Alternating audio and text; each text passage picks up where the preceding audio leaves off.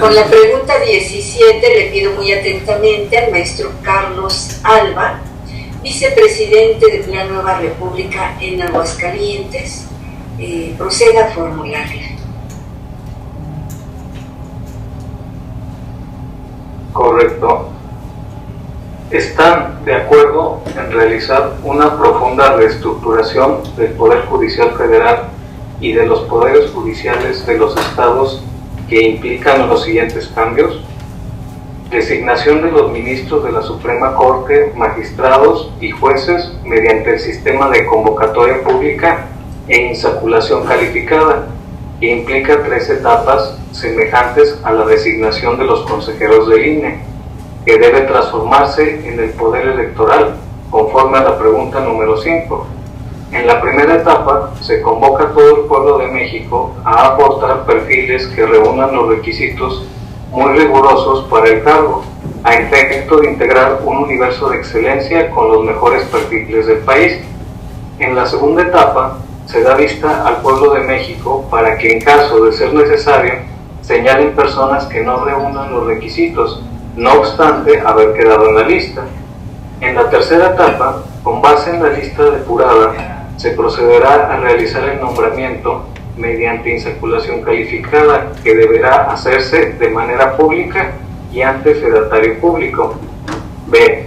Transformar el Consejo de la Judicatura Federal en un Consejo de Administración, Autoevaluación y Disciplina del Poder Judicial de la Federación, integrado por magistrados designados por el procedimiento ya señalado, a efecto de que entre ellos se designe a su presidente con el mismo procedimiento, con el fin de lograr que la promoción de jueces y magistrados se realice con base en los resultados de la autoevaluación permanente, que sobre los mismos se practique de manera ordinaria, con el objetivo de lograr calidad en la administración de justicia, promoviendo a las y los mejores juzgadores, eliminando así la absurda normatividad y práctica de que el presidente de la Suprema Corte de Justicia de la Nación sea también el presidente del Consejo de la Judicatura, en evidente contradicción de la finalidad original de crear un Consejo de la Judicatura, para descongestionar a la Corte de asuntos administrativos, absurdo que han copiado las entidades federativas. C. Transformar el Código de Ética en un código de conducta de todo servidor jurisdiccional, con facultades de todo demandante de justicia para cuestionar la conducta de los juzgadores, a efecto de implementar sanciones administrativas, civiles y penales. D. Crear el Código Procesal General, que permita un mejor acceso del pueblo a los órganos jurisdiccionales para garantizar el otorgamiento de justicia y de seguridad jurídica en todas las áreas. Código que además se convertirá en supletorio de todas las legislaciones procesales del país. E. Integración de todos los tribunales dispersos del Poder Judicial Federal y creación de nuevos tribunales, sobre todo tribunales de responsabilidades en el servicio público, tribunales de justicia ecológicos y de protección ambiental, tribunales de justicia económica y del consumidor, y además todos los tribunales especializados que se requieran. Muchas gracias. Es un placer escuchar al compañero dando solución a un problema, pues un problema muy grave que tenemos todas y todos los mexicanos, de acceso a la justicia. Y para tener ese acceso a la justicia se proponen pues varios puntos muy importantes. El principal, pues yo creo que es el sistema de nombramientos. Es lamentable que un poder influya directamente en otro. No es posible que el presidente esté nombrando a los diversos ministros de la Corte. Esta propuesta separa totalmente a los mandatos, son poderes, son mandatos, y lo separa y da facultad al pueblo. Nada de que los poderes establecidos van a convocar, y eso es fachada de democracia y que vas a votar, eso es fachada. Lo que sí es cierto es que se le dé en el nombramiento se le dé facultades al pueblo para que el pueblo señale los mejores perfiles. Claro, convocatorias muy rigurosas. No cualquiera podrá cumplir con todos los requisitos. Necesitamos personas bien calificadas en la administración de justicia, con una limpia trayectoria que deberá contener esas convocatorias. Y obviamente ese es un punto. El otro punto es muy importante, lo que se señala en el Consejo de la Judicatura. Es urgente esto. Ustedes, diputados y senadores que aprobaron esa reforma, pues se equivocaron totalmente. Y luego lo malo que también se equivocaron todas las legislaturas del Estado porque copiaron una aberración. ¿Qué? ¿Cuál aberración? ¿Cuál? Pues sí. Si ustedes querían descongestionar a la Corte de Asuntos Administrativos y le quitan a su presidente para que sea el presidente de cuestiones administrativas, pues discúlpenme, señores diputados y senadores, pero esa aberración la siguen sosteniendo hasta ahorita. ¿Qué les pasa? Ya quiten eso. Ahora, el famoso código de ética, les digo a quienes han promovido el código de éticas en los tribunales, todos están equivocados. Promuevan un código de conducta jurisdiccional para controlar, para que el pueblo controle en cada uno de sus asuntos la conducta de los juzgadores. Código de conducta, y que haya sanciones de todo tipo según la falta. Eso es urgente, también es urgente. Y igual lo que señalamos, que haya un código procesal general para todas las materias, lamentable para toda la abogacía y tantas centrales de abogados que sigan tolerando este sistema procesal confuso de todas. Cada rama un procedimiento, otra rama otro procedimiento, otros términos, que aquí sí, que aquí no. Un código de acceso sencillo a la justicia, que es un procedimiento, es procesal para todas las materias. Y ya que si un Estado no quiere que sea supletorio, pues que no lo ponga, pero hay libertad de que sea supletorio en todos los estados, de todas las materias, y no andar batallando como batallan los litigantes, que les digo, los litigantes tienen un merecimiento muy especial, son independientes, su trabajo es independiente. Es muy difícil, porque como están ahorita los tribunales, que saben que entre paréntesis no están atendiendo los asuntos de justicia entre los mexicanos y las mexicanas. ¿Por qué? Porque se distrajo mucho presupuesto, se les quitó mucho presupuesto, y ahorita pues tenemos un problema, y sobre todo los litigantes, las partes que tenemos asuntos en los tribunales, un problema gravísimo porque no hay quien atienda y porque, bueno, se ha limitado el presupuesto.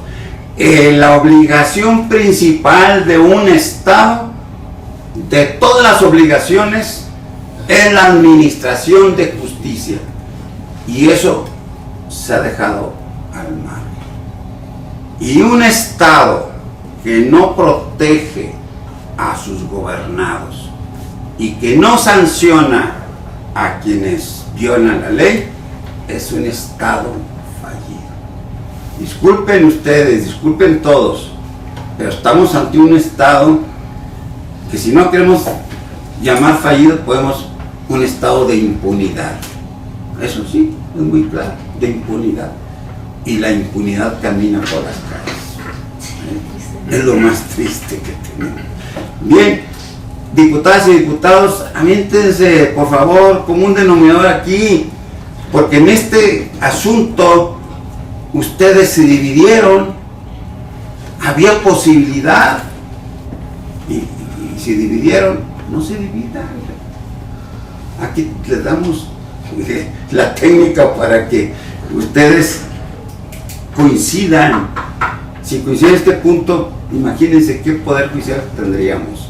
Un excelente poder judicial. Nada más con este punto, que ustedes se pusieran de acuerdo, nomás con este objetivo, México ganaría, tengan la absoluta seguridad. Alguien de los diputados y diputadas están escuchando y quieren participar. quisiera participar. Adelante, Yo compañera. creo que el punto medular es en el que creo que todos coincidimos, en el sentido de que sí es urgente, es necesario la reestructura. ¿Por qué? Porque lamentablemente en las legislaciones pasadas y ahorita en la que estamos por terminar es copia de la copia de la copia. Y seguimos viviendo ese estigmatismo, dejamos de creer. El pueblo ya no creemos, porque es pan con lo mismo, pan con lo mismo. Y sí es cierto que nuestros legisladores, nuestros candidatos, nuestros presidentes, es verdad que tienen y cuentan con su asesor, abogado, doctor. Pero ¿qué pasa? No hay ese compromiso de hacer valer la ley, porque la ley existe, más bien es aplicarla, hacerla valer, que nos hagan creer a nosotros como pueblo que podemos acercarnos a nuestras autoridades, a nuestros legisladores y poder decir que esa carencia que tenemos en ese sustento legal debe de cambiar. Tú, candidato, nuevos legisladores que vienen, mi pregunta es como la que todos nos hacemos: ¿cómo vamos a combatir, quitar el estigmatismo en nuestras autoridades para empezar a creer? ¿Cómo podemos creer en que existe una ley con una verdadera legitimidad? ¿Cómo yo, ciudadana, puedo saber que mi voto lo voy a hacer ver y lo voy a hacer valer? Tenemos que tener una respuesta. Hemos tenido departamentos de transparencia y decíamos que en el cambio y la transformación, entre más sean, más corrupción hay. Yo pienso que la reestructura es que sean menos diputados, sean menos senadores, para que se vea mejor la calidad. Es cuanto. Muchas gracias, muchas gracias. Bien, pues entonces, quería Florentino hablar. Sí, una de las cosas que es bastante importante para la administración de justicia, hay que tener claro, hay una pequeña separación entre todo lo que es civil y todo lo que es penal. En el penal tenemos una figura que es bien importante, el fiscal o la fiscalía, que esa es básicamente de carácter del poder ejecutivo. Si esa no se cuida, yo puedo hacer lo que sea con los ministerios públicos, presentar mal mis proyectos para algún tipo de justicia que se llega a plantear, pero si están mal, llegan con el juez y el juez empieza a revisar y dice: no me alcanza con tu investigación que hiciste, y por lo tanto yo tengo que dejar libre a la persona que está siendo acusada. ¿Sí? Y eso es un problema muy serio. Los ministerios públicos no están tomando en cuenta realmente sus funciones como son, y al Ministerio Público le permiten y pasan muchísimas cosas. Una vez me preguntó precisamente de la Cámara de Diputados, me preguntaron: oye, estamos tomando un curso sobre cómo evitamos los problemas de carácter penales. Tengan cuidado con los ministerios públicos, con las policías de investigación, porque ellos presentan mal todos sus indicios, y al momento que los presentan mal, el culpable va a ser el juez, pero el juez no fue el culpable, fue el Ministerio Público, así como todos el grupo que presentó malas cosas. Y si las presento mal, ¿qué va a hacer el juez? Tú estás defendiendo a la víctima, pero la defensa la está llevando mal. El asesor jurídico, ¿qué es lo que hace? Que también eso tenemos que calificarlo, porque el asesor jurídico, si es una persona de carácter privada, va a decir: en lo que dijo el Ministerio Público está bien, me alineo, me allano y voy con él. Y eso no es justo, porque se está pagando por un mal servicio. Por lo tanto, hay que tener cuidado de las dos partes. De la parte pública, que es la que se encarga de esa administración de justicia, que es la que recaba todos los indicios antes de presentarlos a un juez. ¿Sí? Y el juez de control calificará, primero que nada, si la detención fue válida o no. Si no fue válida, pues ya los deja libres, porque no tuvo los elementos necesarios para que realmente se inicie un proceso de justicia para la víctima. Entonces yo ahí sí tengo la obligación como litigante, tanto personal, privado, de decir, mientras esa parte esté mal, la administración de justicia va a estar mal, aunque los jueces sean buenos. Tan es así que estamos proponiendo aquí en el programa de Gobierno del Pueblo de México una sustitución radical de las fiscalías que no funcionan por consejos de procuración de justicia y seguridad, en el que estén todas las áreas del derecho representadas, en el que el pueblo tenga acceso inmediato y claro para que esté autorizado el consejo en sus áreas correspondientes para aplicar desde luego los medios alternativos de solución de conflictos y facilitar el acceso. Eso estamos proponiendo, pero lo más importante, esta propuesta que hacemos es para crear una barrera clara y precisa contra la delincuencia. La delincuencia tiene que enfrentarse a un consejo, no a un fiscal, no a un, bueno, antes era procurador o procurador, y ese cambio fue desastroso, pero bueno, sí. Sí, ahondando, dice este programa de gobierno que es para el pueblo, con el pueblo, y justamente las víctimas que dicen no denuncian, si están al intermedio de su proceso. Yo no estoy de acuerdo y les voy a decir por qué. A ver, principalmente, es que ha pasado. Un momentito, es que no, espérate, si no estás de acuerdo, espérate un momento en que te demos la palabra.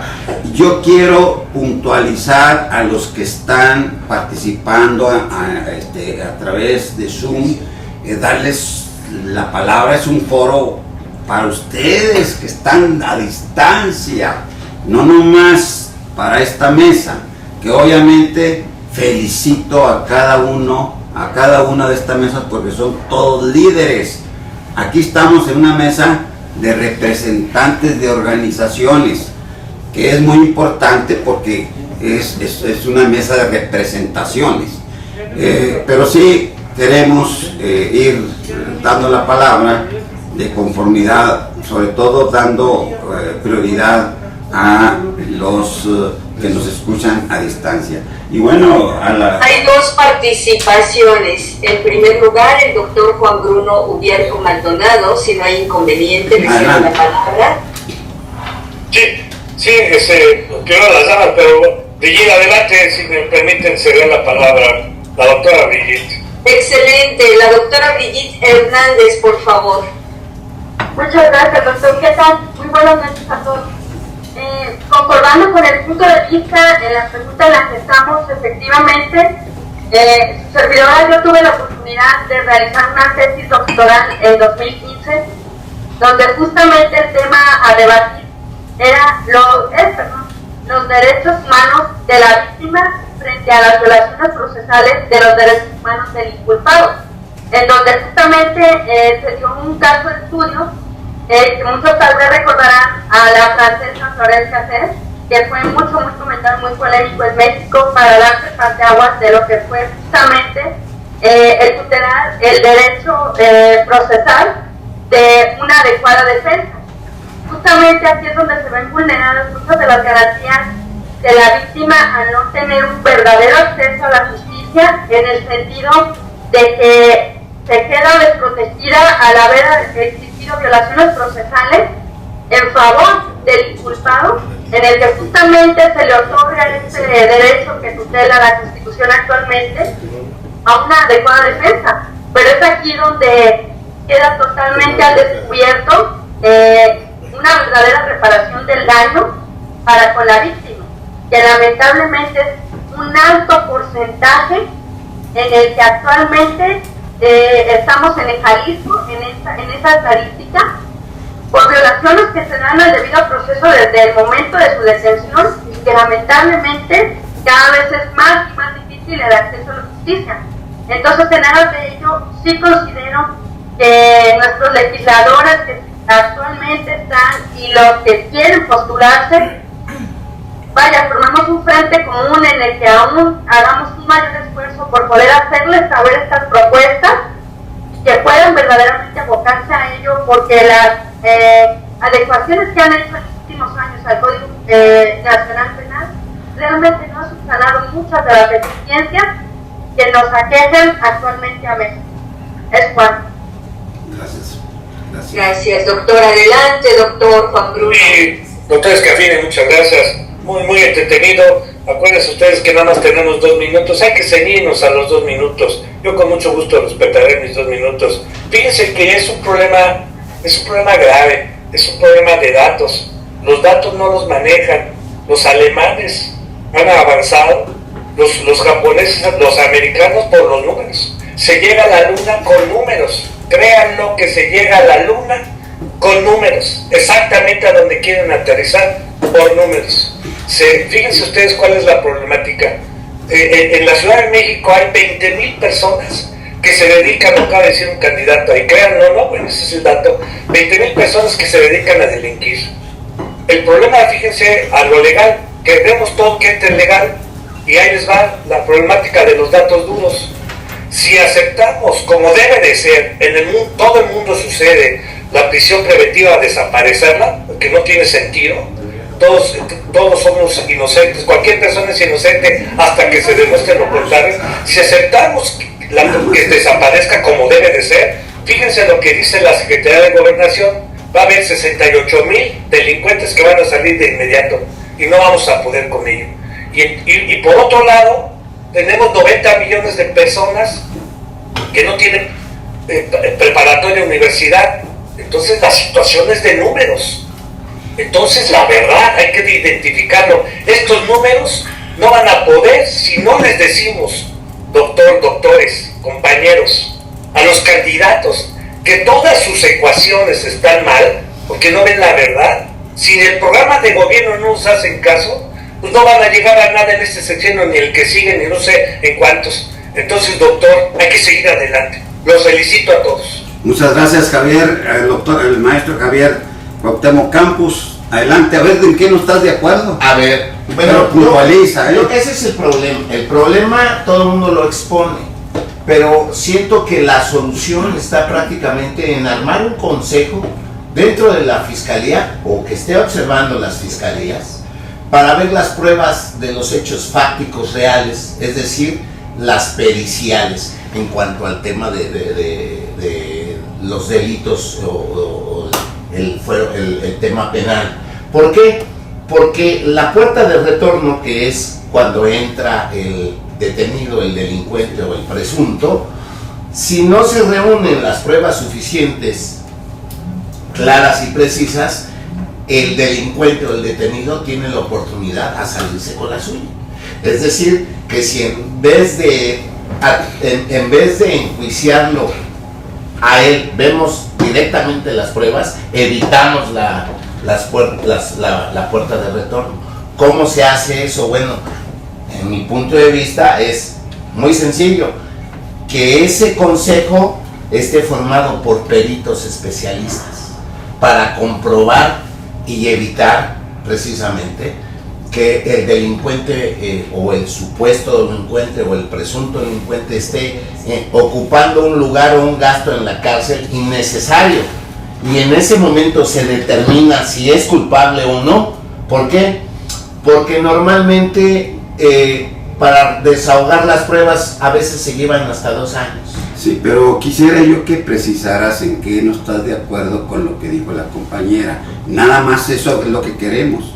Bueno, no estoy de acuerdo porque estamos redundando lo mismo y lo mismo. No. Este es un debate y no estamos redundando en lo mismo. Hay una propuesta muy concreta. Okay. Estamos proponiendo una sustitución de las fiscalías que no están funcionando por los resultados. Ya se ha dicho mucho, ya el propio doctor que expuso señaló todos los problemas que tenemos de crisis del sistema penal en México. Está en crisis absoluta, tanto en la procuración como en la administración de justicia y como en el contexto de la ejecución de sentencias. Bueno, voy a ir rápido. Sí, pero quiero que digas en qué no estás de acuerdo. Ok, directo. punto al grano. Sí.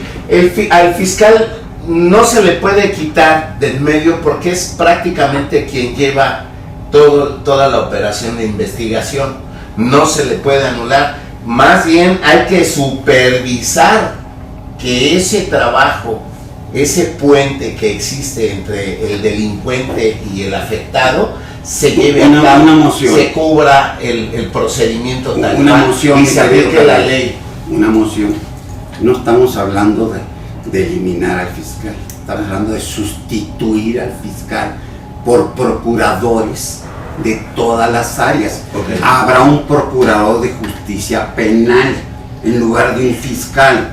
Fue un error muy grave que hayan copiado del exterior lo de las fiscales. Sí. La Procuración de Justicia es más amplia, más precisa para todo el pueblo de México.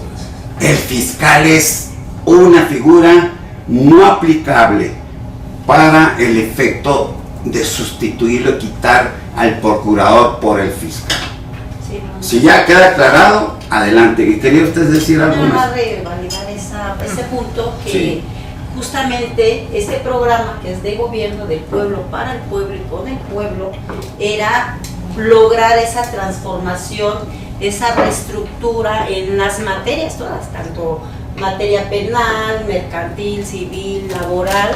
¿Para qué? Para que ya no exista el estigmatismo y el pueblo empiece a creer en las leyes, porque ya no cree, justamente como se siente deficiente, hay una deficiencia ya en esa área, pues las personas, digo por experiencia también litigo, ya a la mitad cuando ven que es se maneja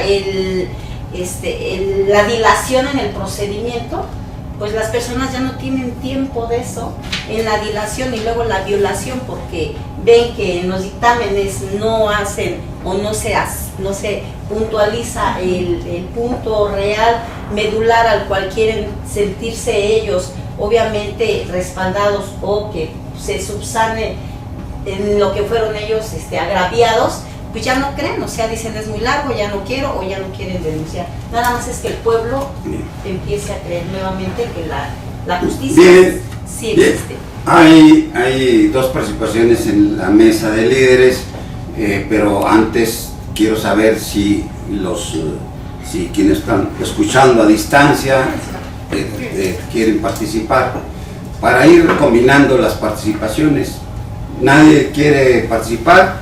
Adelante, compañera, y enseguida la compañera Jessica. Muchas gracias, doctor. Bueno, más que nada me era una propuesta, aunando a lo que se ha estado platicando aquí en la mesa. Efectivamente, se está proponiendo que se haga un planteamiento para que se nombren a los jueces. Entonces, en ese mismo plan, en ese mismo procedimiento, también bajar esa misma metodología hasta ministerios públicos. Así es. ¿Por qué? Porque pues también hay mucha deficiencia como se ha estado manejando, ¿sí? Y también obviamente que tienen que tener una ética pues probada, ¿sí? Educación, obviamente su instrucción también debe de tenga mediante exámenes para que tenga buen funcionamiento nuestra justicia. Era la propuesta de Sí, qué bien que lo especifica, pero sí está considerado, precisamente los consejeros que van a formar el Consejo de Procuración de Justicia y Seguridad también tienen que someterse a ese tipo a este procedimiento. Ese procedimiento, sí. Adelante. Gracias. Gracias. En el tema de lo que estamos hablando de los tribunales de responsabilidades en el servicio público, es muy importante que exista uno, porque si bien tenemos el Tribunal Federal de Justicia Administrativa, donde denunciamos las responsabilidades de los servidores públicos, bien es cierto que cuando incurren ellos en un tema penal, el mismo Código Penal, el Penal Federal, no prevé algunas situaciones como la corrupción, que digamos podríamos equiparar la corrupción del que no estén debidamente preparados para el ejercicio de su función, porque llegan a veces evitando los exámenes de confianza, los exámenes de conocimientos, llegan porque son recomendados y les otorgan su nombramiento empiezan a ejercer y no tienen idea de lo que están haciendo. Y pasa mucho, por ejemplo, los proyectistas en los tribunales. Hacen proyectos, el juez le pasan por el secretario, el primer secretario, llegan al juez y el juez firma sin darse cuenta de lo que está firmando a veces. Entonces, nos damos cuenta cuando nos llega una sentencia de primera o segunda instancia y ¿pero qué es esto? El segundo recurso, la apelación o lo que proceda.